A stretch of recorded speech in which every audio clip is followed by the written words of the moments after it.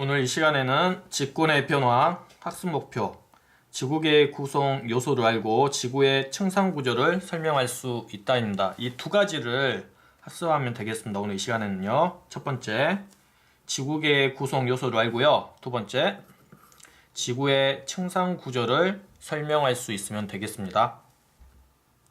자, 적으세요. 학습 목표를 가장 먼저 적습니다.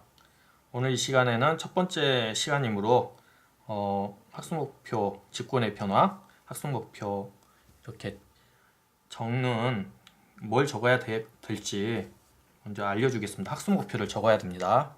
다음 시간부터는 이걸 생략하고 바로 할게요. 학습 목표가 제시될 텐데 이걸 먼저 적어야 됩니다. 두 가지가 제시돼 있죠. 첫 번째는 지구계의 구성 요소를 알고, 두 번째 지구의 층상 구조를 설명할 수 있으면 되겠습니다.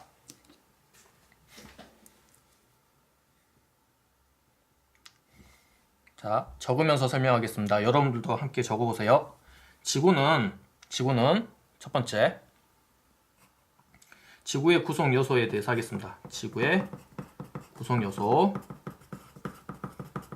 지구의 구성 요소를 알자고 했으니까 지구의 구성 요소는 첫 번째, 지구는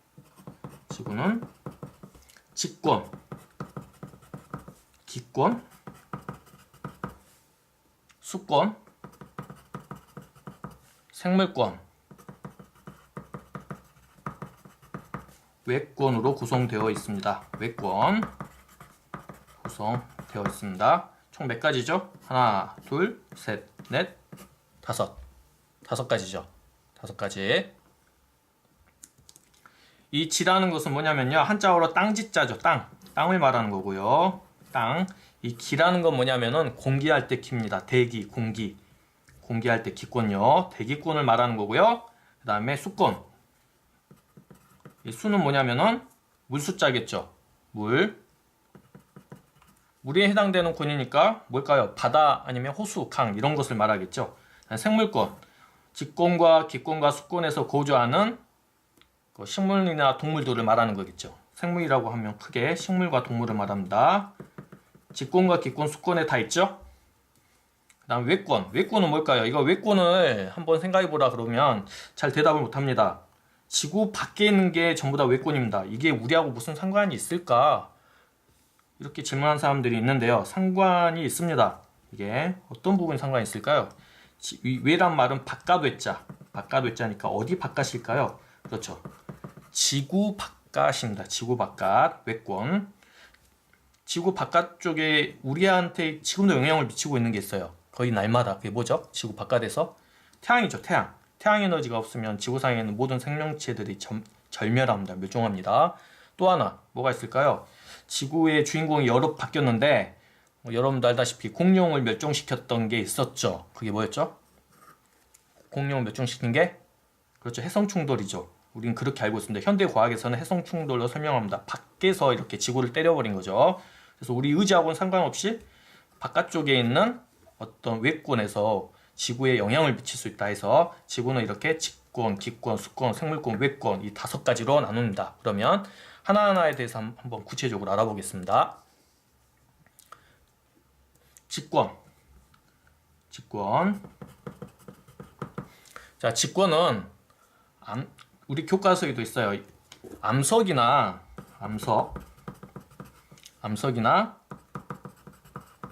토양이 있는 직권이는 암석이나 토양이 있는 지각과 지구 내부를 포함하는 부분입니다. 지구 내부를 포함하는 부분.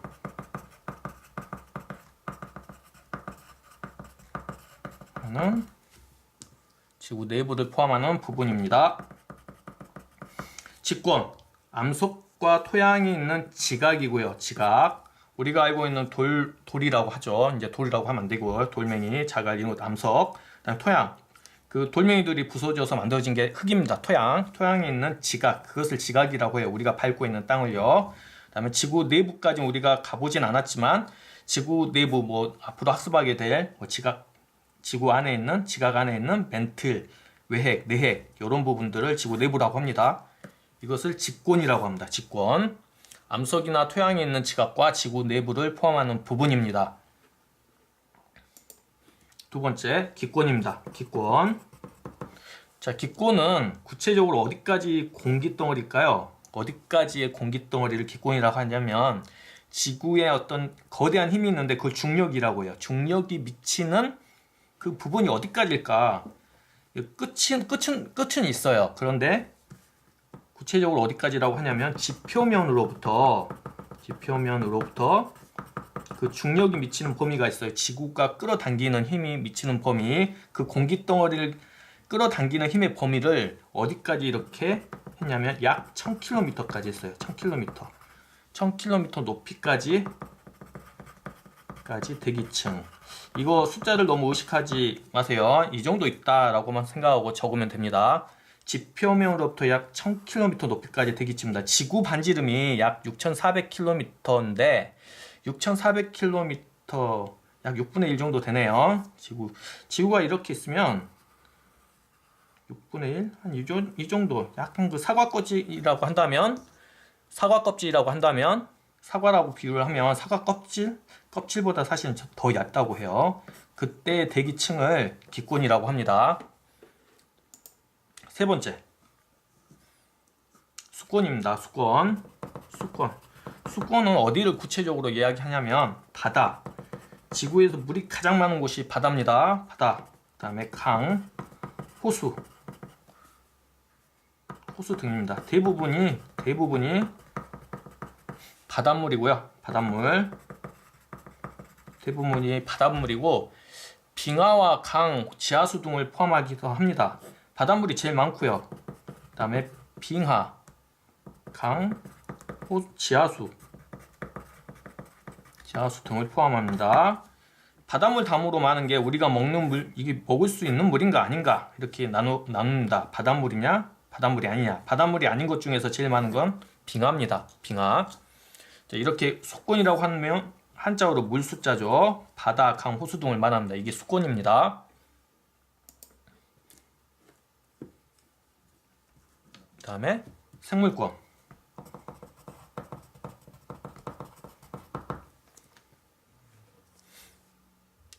생물권은 직권, 기권, 수권의 각 영역에 분포하는 모든 생명체입니다. 분포하는 모든 생명체요.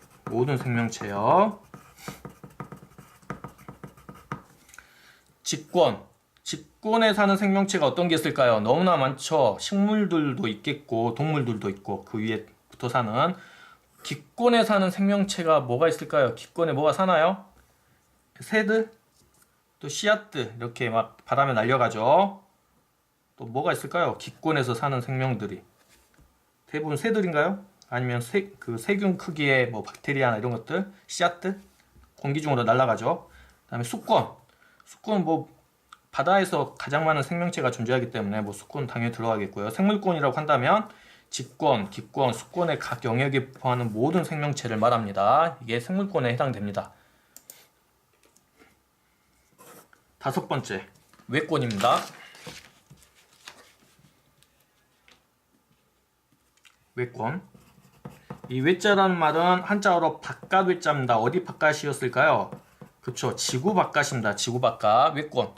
지구, 기권, 바깥의 우주 영역입니다. 바깥의 우주 영역. 자, 이게 외권입니다. 지구, 기권, 바깥의 우주 영역.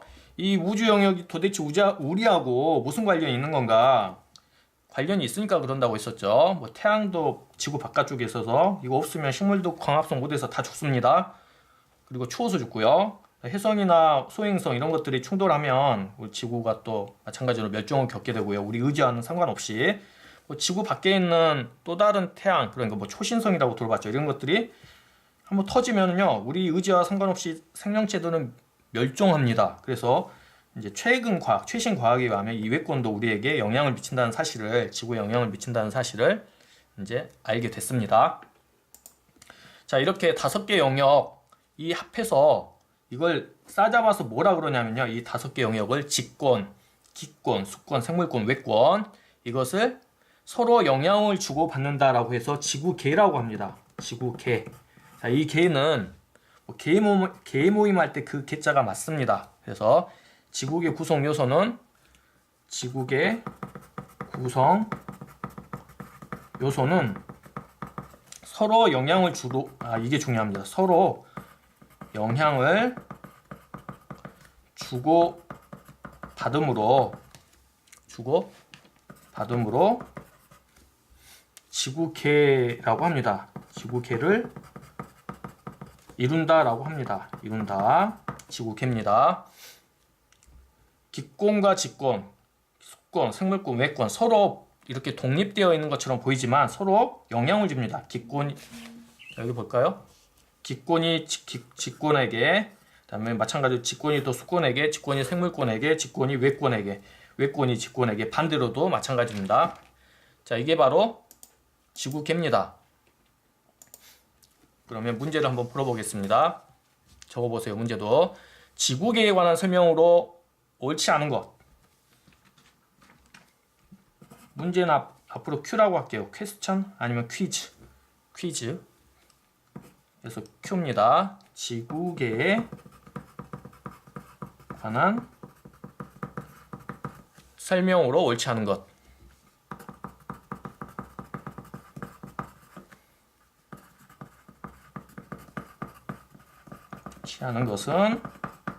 옳지 않은 거예요. 1번. 기권은 우주 영역을 포함한다. 맞습니까? 기권은 우주 영역을 포함한다.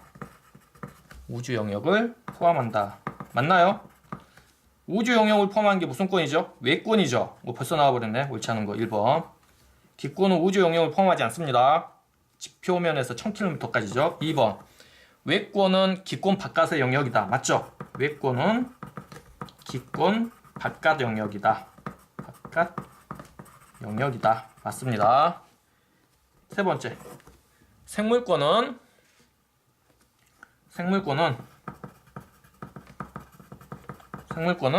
지구의 모든 생명체를 포함한다.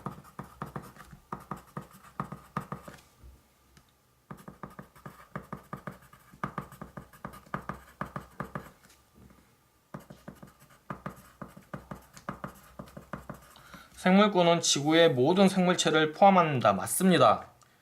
기권, 직권, 수권에 포함하는 모든 생명체를 포함합니다. 생물권. 네 번째. 수권, 바다, 강, 호수 등 물로 이루어져 있죠. 물로 이루어져 있다. 맞죠? 물로 이루어져 있죠. 그 다음에 5번은 쓸 공간이 없네요.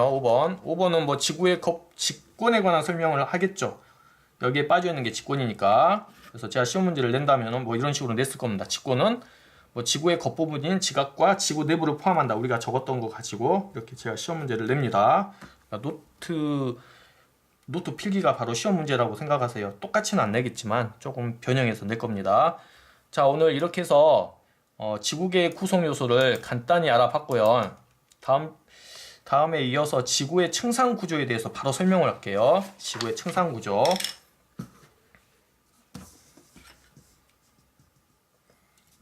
지구의 층상 구조.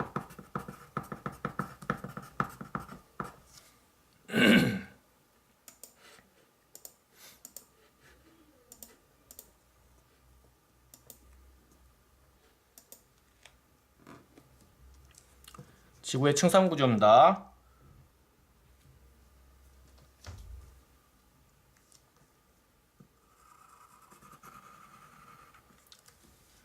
지구의 절반만 그려볼게요. 우리가 땅을 밟고 있는 부분은 지각입니다. 지각이고요. 1990년대까지 그 자료에 의하면요. 지금은 2018년이죠. 거의 20년, 1990년대 자료니까 30년이 지나갔네요.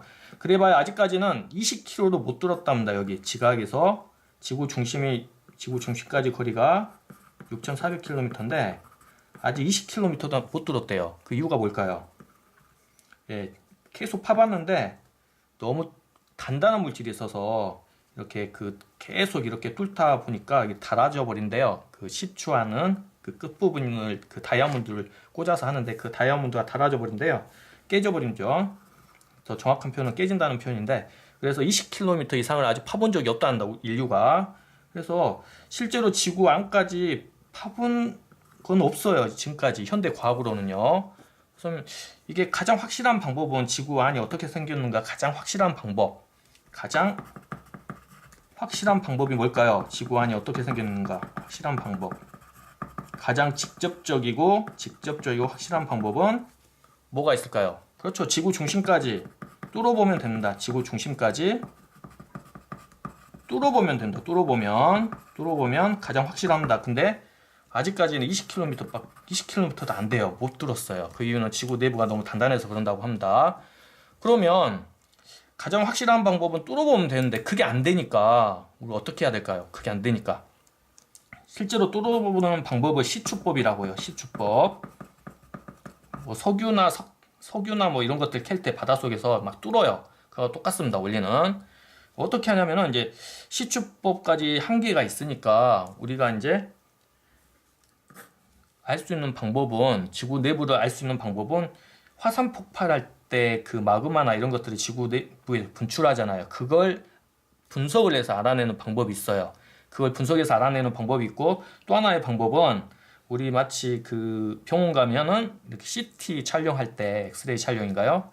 이렇게 직접 해부하지 않아도 뼈가 몇 개 있고 혈관이 몇 개 있는 것까지 다 보일 수 있는, 뭐 MRI도 마찬가지죠.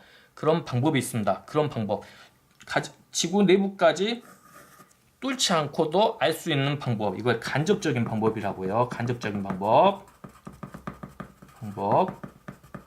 직접적이 아니라 뭐 우리가 뚫어보거나 해부하는 게 아니라 간접적이긴 한데 실제보다 더 정확할 수도 있어요. 뭐 엑스레이 찍으면 그걸 믿잖아요. 병원에서 진단하기 전에 의사 선생님이. 그래서 그런 방법을 간접적인 방법이라고 하는데, 그 방법이 뭐가 있냐면 바로 지진파를 분석해서 하는 겁니다. 지진파 분석. 지진파를 분석하면 지구 내부가 어떤 상태고, 심지어 지구 내부 상태가 온도가 몇 도고 압력이 얼마인지까지 알 수 있다고 해요. 그래서 이 지진파라는 게 뭐냐면은, 간단히 적어보세요. 지진파라는 게 지진이 발생할 때 생긴 진동이 전달되는 것.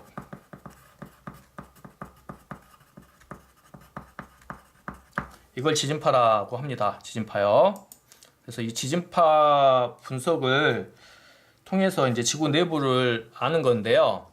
이게 우리나라는 지진이 최근에 이제 일어났어요. 작년에 그 울산 이쪽, 포항이나 울산 이쪽 지역에서도 많이 일어났고, 우리에게 작년에 또 전달되기도 했었어요. 이제 이 지진파 분석, 북한이 핵실험할 때도 정말 핵실험을 했나? 땅이 흔들리는 게 단순히 뭐 핵실험을 통해서 땅이 흔들리는 건지, 지진을 통해서 핵실험 이렇게 땅이 흔들리는 건지 알 수가 있답니다. 이 지진파 분석을 통해서요. 그래서 이 지진파 분석을 통해서 마치 그 초음파하고 비슷해요. 초음파 검사하고요. 실제로 이렇게 파보지도 않고 음파를 통해서 다시 되돌아오는 시간을 우리가 계산해서 뭐 이렇게 알 수 있는 방법입니다. 그래서 지구 내부 구조를 어떻게 할 수 있냐면 지진파를 통해서 지금 현대 과학에서는 알 수 있습니다. 그래서 알려진 지구 내부 구조가 있는데요. 지구 내부 구조는 어떻게 되어 있냐면요.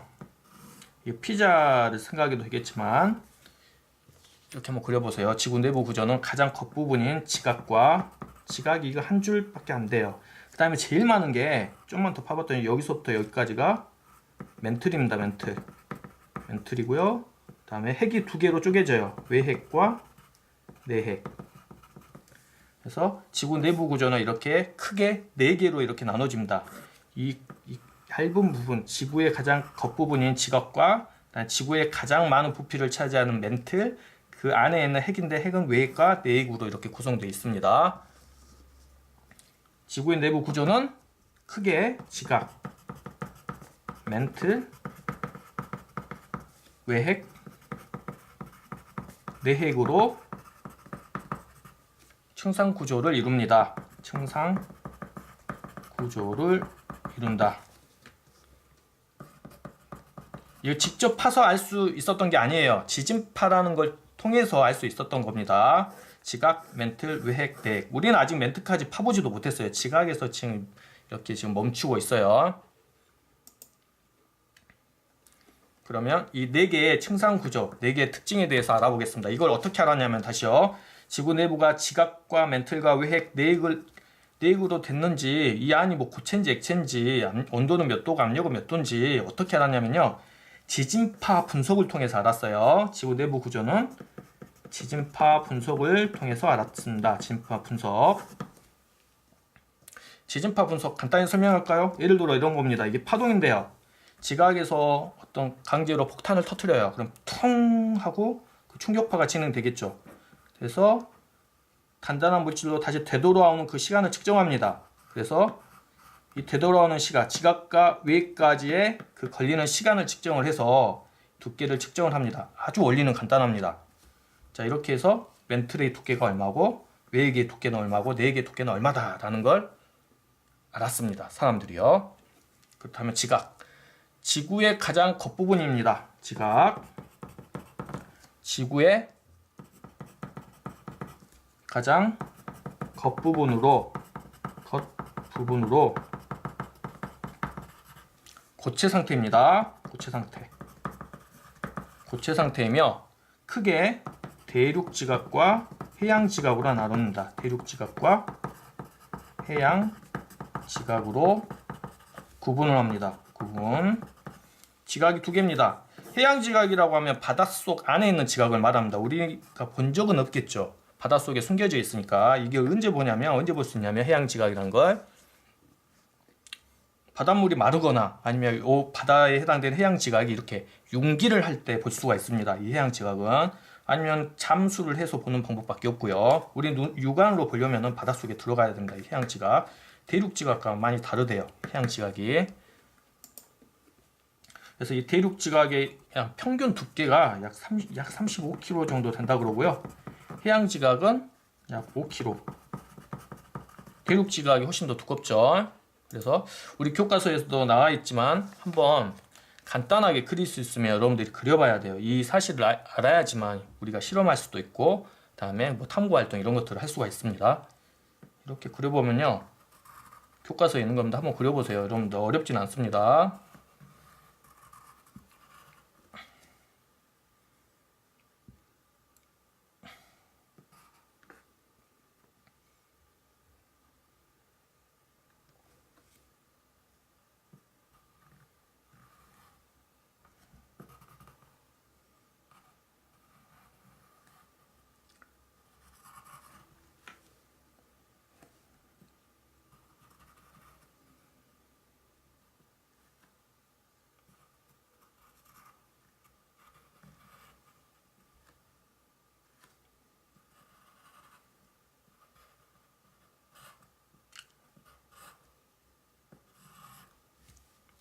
대륙 지각. 여기가 바닷물, 여기가 해양 지각. 해양 지각이 좀 얇죠. 약 이게 5km래요. 이 두께가 5km. 대륙 지각은 여기서부터 여기까지입니다. 대략 이 깊이가 35km라고 하고요. 확실히 두껍죠. 대륙 지각의 두께가 35km. 해양 지각은 약 5km. 자, 이번에 멘틀입니다. 멘틀.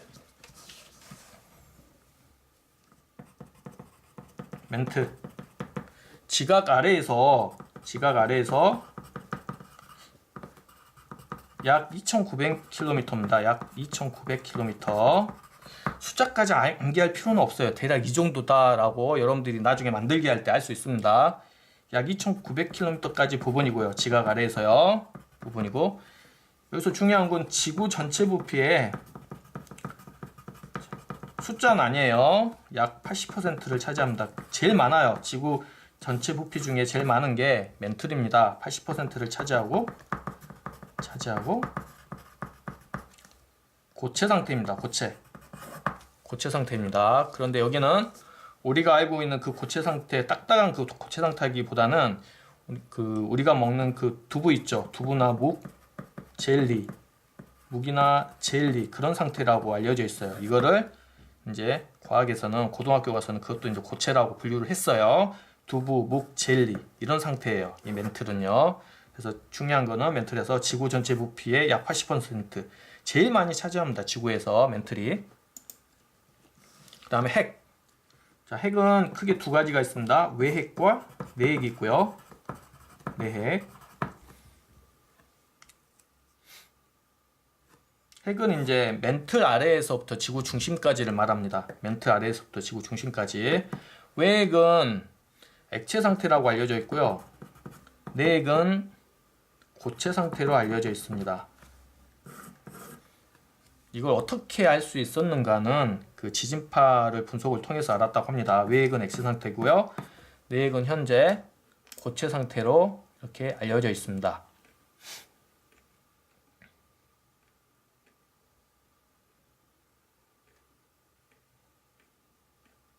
자, 그러면 문제를 한번 줬고 이번 시간 마치도록 하겠습니다.